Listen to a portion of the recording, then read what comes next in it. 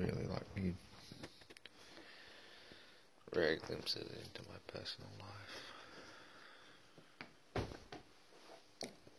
Ow.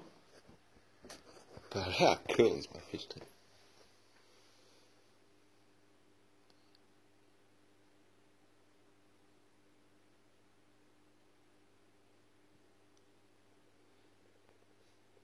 It's full of Fibonacci spirals, vortex energy. Just look at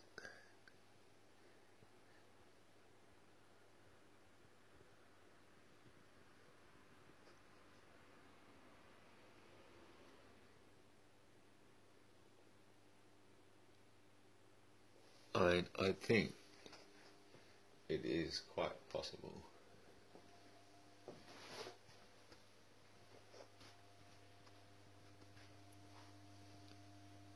that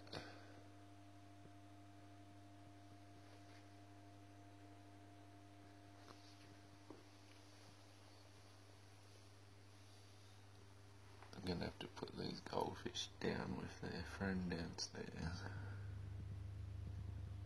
But it is entirely possible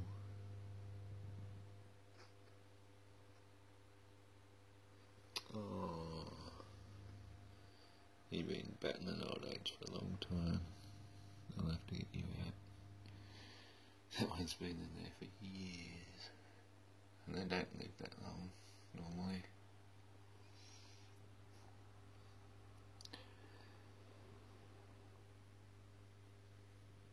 See that hidden in plain sight? You probably can't even see it. But it's there. Right there. That is one of the biggest anomalies you've ever seen. Besides this one. Yeah, I'm a fucking anomaly. Anyway, I'm just going to do a bit of a talk about abundance.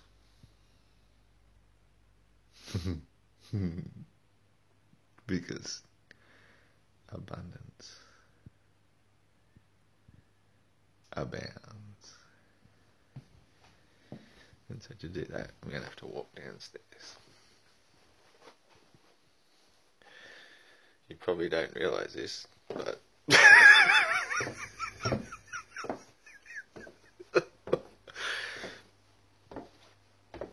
I wear eyeglasses. Let me show you a little thing about abundance. I rated this box.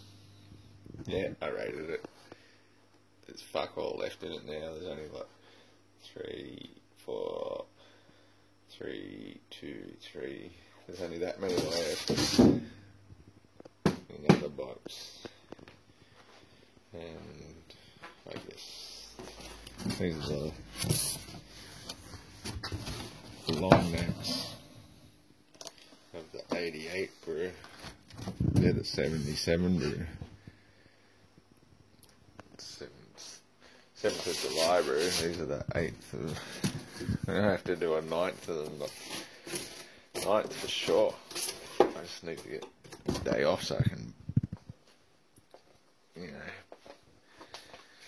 fire one up to get it brewing again.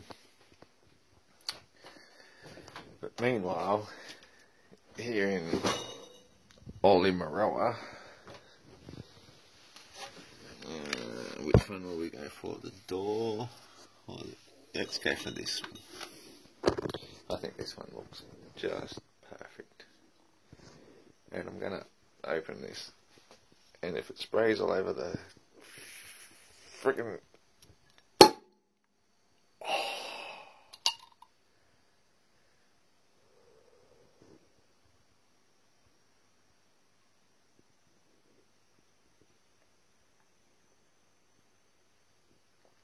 That's what I'm talking about.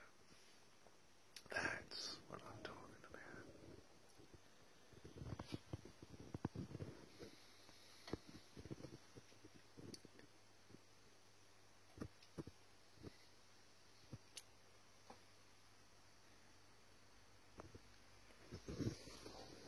The lion heart of a horse.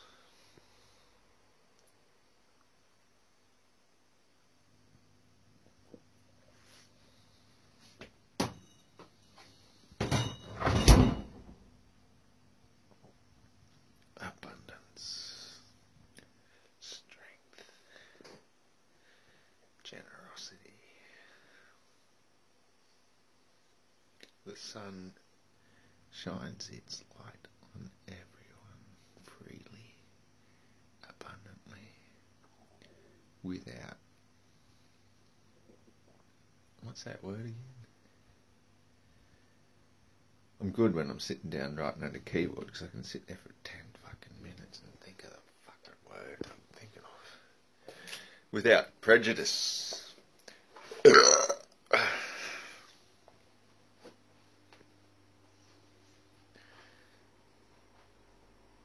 There is no prejudice except that which people create against each other. And I love all people without prejudice except cunts. Tell you what I particularly like. I like brown-skinned women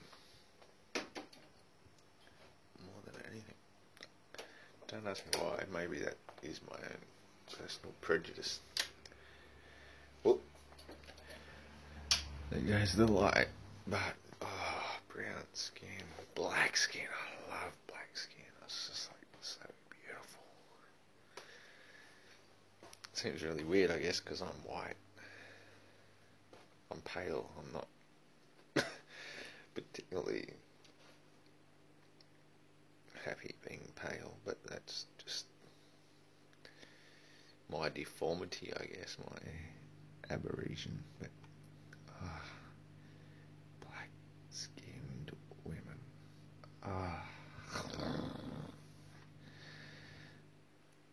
and Asian women, I love them. But you know,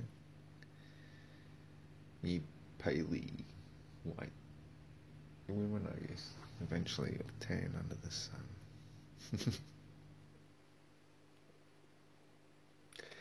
I don't think we're meant to be white-skinned at all. One of the best things you can do... Oh look, there's that fucking yabby again.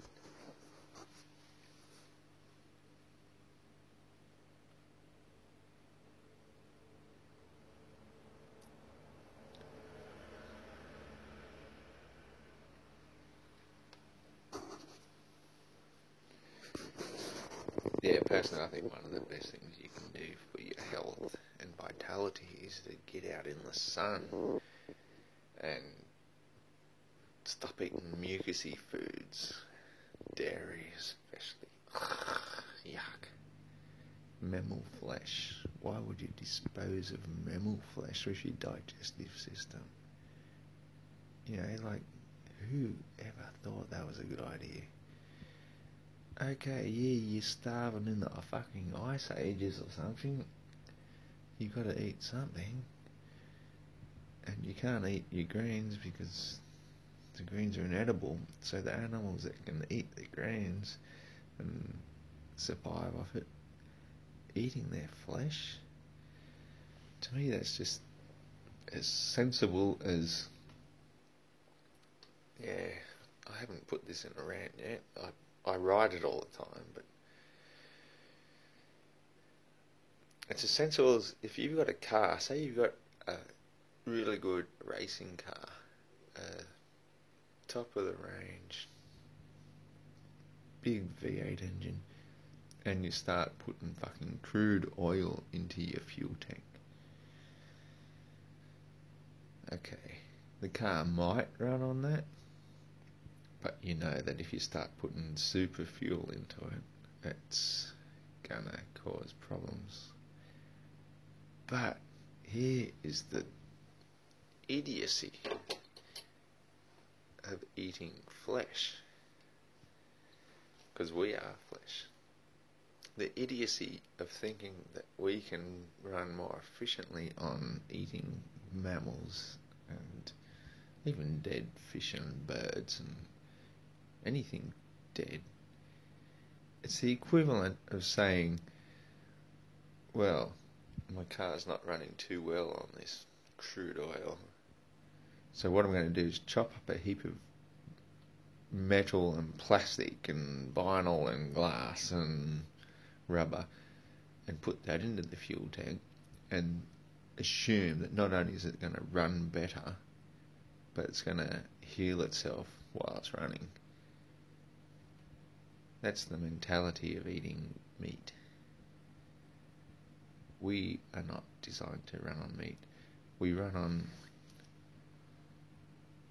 pretty much sunlight, but sugar is actually our biggest fuel, but not refined sugar. Refined sugar is just crap poison like every other crap poison that we think tastes good. Of course, sugar tastes good because we're designed to want sweet foods. You know, I personally ferment my sugar. That's the way to turn it into high octane. But you know, you can't just do that unless you've already refined, cleared out all that diesel crap you've been running your body on for years. You've got to clear it all out so don't. Yeah, I'm going to have to do a big rant about diet and the best way to go about it. But basically, cut out eating dead animals first and foremost. That is, why would you turn your temple? You know, your body is the temple of your higher self. Why would you pollute it with dead animals and burnt sacrifices? Is that really a place your higher self wants to dwell? And how can the higher self of your higher self want to dwell in a place that your higher self doesn't ever want to be in? I mean, you guys will get this. I'm sure you'll get this eventually. Don't eat dead animals. Don't even eat their mammary secretions. They're toxic, full of pus, full of blood, mucus. It's the great food for their firstborn babies popping out into this world where they're struggling to survive. It's full of antibodies and everything for those little creatures, but as soon as they're up on their feet and able to defend for themselves, that's when they start eating grass, eating sunlight. And that's all we're really harnessing out of food is the light.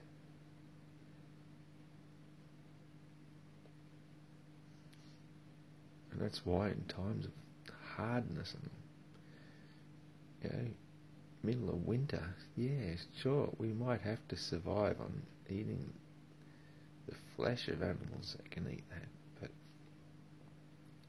it's bad, harsh survival food, which you only use in extreme situations. In times of abundance, eat sprouted seeds full of nutrition and abundant life, which gets into you and becomes who you are, and you can become free from disease. You know, just you can juice them. You know, there's no limit to the amount of abundance, and you can thrive, absolutely thrive on juicing, living greens. Or you can ferment the sugar and brew a good beer.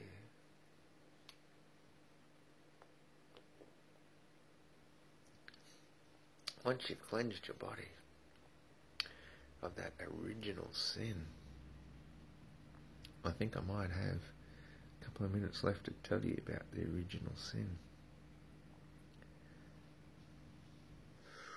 Okay, let's do it. I'm not sure if...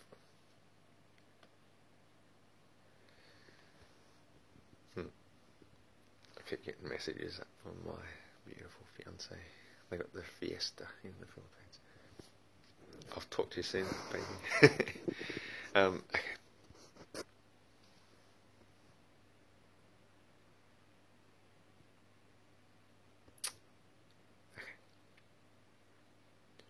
Back in the day,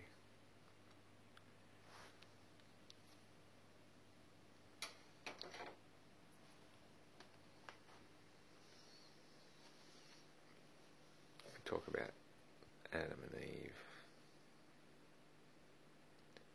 Okay, well, they're just words. Adam meant first man, Eve meant first woman. And they lived in a paradise. And the general rule was, do no harm. Destroy not that which God has created. And that was all cool, because we were told, yeah, we can eat green-leafed herbs and seed-bearing fruits. But one day, after having a nice swim in the lake, Eve comes out. She's laying there beautifully naked as she would in the sun, and a snake comes up, and she just happens to be sitting next to a nest of eggs. And the snake starts devouring the eggs, starts swallowing them. And Eve's watching this snake with, like a bit of awe. Why is that snake able to devour eggs when we are told that we may eat of all the fruits, but the forbidden fruits are those which contain life, because we were told, thou shalt not kill. But the egg is like this in-between thing. It's like Humpty Dumpty sitting on the wall, which is why I showed you that rock upstairs in that other fish tank. It's an egg. But so this egg is sitting sort of on this fine line between fruit and life. It's not crystal clear. And so Eve says to her man, this snake is eating this egg, and we don't see God punish the snake for it, and surely we're higher in God's eyes than the snake. So why can't we try it and eat the forbidden fruit? And that made logical sense to Adam, because he's just a man. He's like, yeah, I guess you're right, let's try it. And because it was that little bit naughty, when you do something that you shouldn't really do, they ate an egg from the goose egg nest, and they felt aroused by it because you're doing something you shouldn't. It wasn't because they're getting extra knowledge. No. It was just tainting their DNA of their bodies, which were once pure, which only ever, up to that point, was eating fruits and vegetables. They ate animal protein for the first time. Meanwhile, the snake had slithered off. It wasn't a talking snake. No, it was just a snake doing what snakes do. It's something no big deal for a snake. But when Adam and Eve did this, eating of this protein from an animal, it was forbidden because they were destroying that which God herself had created. It was an egg. And it aroused them in such a way that they were excited, and they just did what came naturally and created the first human who would actually grow up to murder his own brother. And anyway, they're laying there in the sun after having the greatest fuck they've ever had.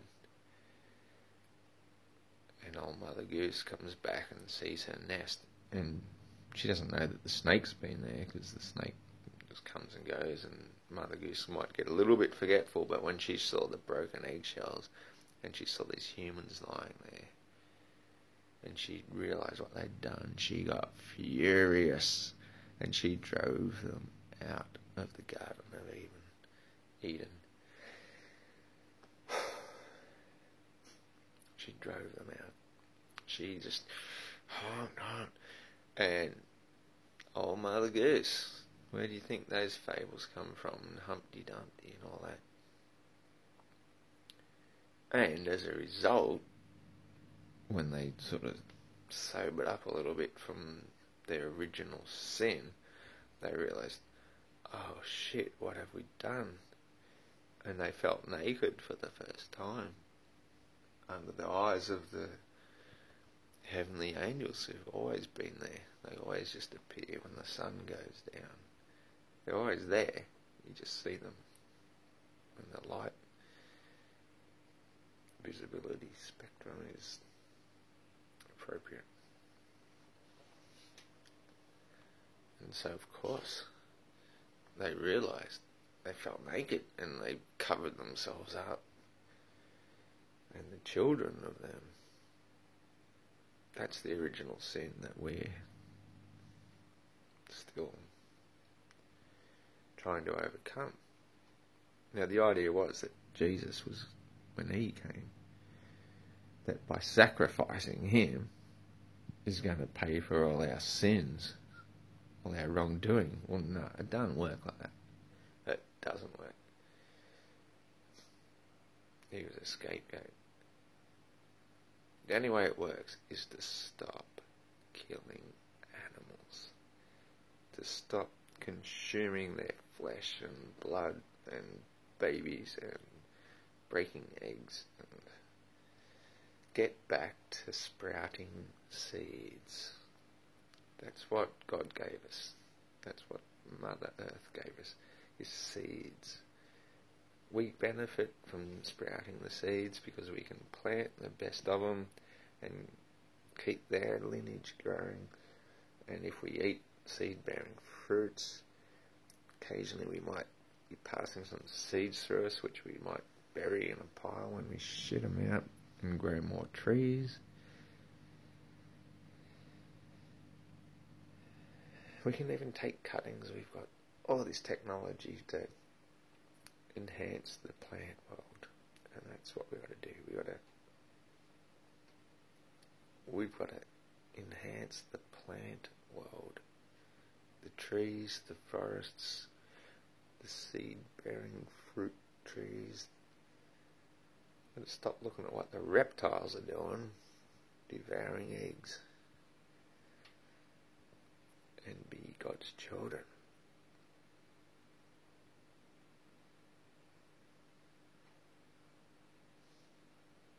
And make beer.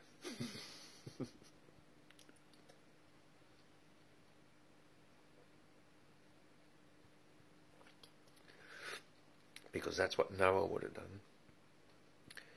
He was a Noah, a Genoa, or a Kanoa, or a quinoa. The Gnostics know what's going on.